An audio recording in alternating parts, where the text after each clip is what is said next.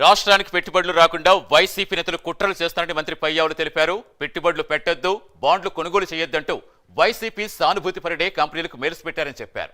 దేశ విదేశాల్లోనే 200 కంపెనీలకు మెయిల్స్ పెట్టారని తెలిపారు. రాష్ట్ర ప్రభుత్వం మీద, రాష్ట్ర ఖజానా మీద అక్కసుతోటే వైసీపీ కుట్రలు చేస్తోందని పయ్యావుల ఆరోపించారు. బ్రాండ్ ఆంధ్రప్రదేశ్ని డిస్ట్రాయ్ చేశారు జగన్మోహన్ రెడ్డి గారు.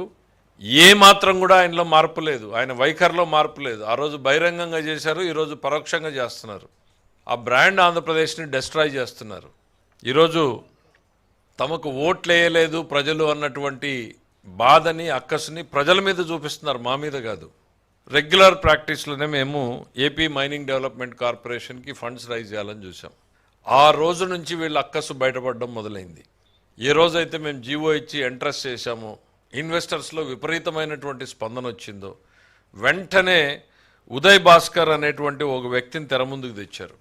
ఎవరి ఉదయ్ భాస్కర్ అంటే ఎవరో ప్రైవేట్ కంపెనీలో విప్రోలో పనిచేస్తున్నాడు, ఎక్కడో జర్మనీలో పనిచేస్తున్నాడు. ప్రస్తుతం అడ్రస్ అయితే హైదరాబాద్దే ఉంది కానీ జర్మనీలో పనిచేస్తున్నాడు. ఈ ఉదయ్ భాస్కర్ అనేటువంటి వ్యక్తిని తెర ముందుకు తెచ్చారు.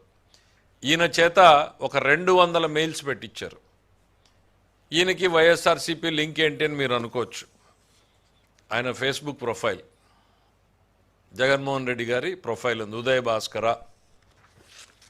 డైరెక్ట్గా వాళ్ళ ప్రొఫైల్ తోటి 200 పైన చిలుకు కంపెనీలు, మాకు తెలిసింది 200 పైన, నేషన్ లెవెల్లోనూ ఇంటర్నేషనల్ లెవెల్లోనూ ఉన్న ప్రతి ఇన్వెస్టర్కి ఆంధ్రప్రదేశ్లో ఈ బాండ్స్లో మీరు ఇన్వెస్ట్ చేయొద్దండి, ఇది ప్రమాదకరమని రకరకాలుగా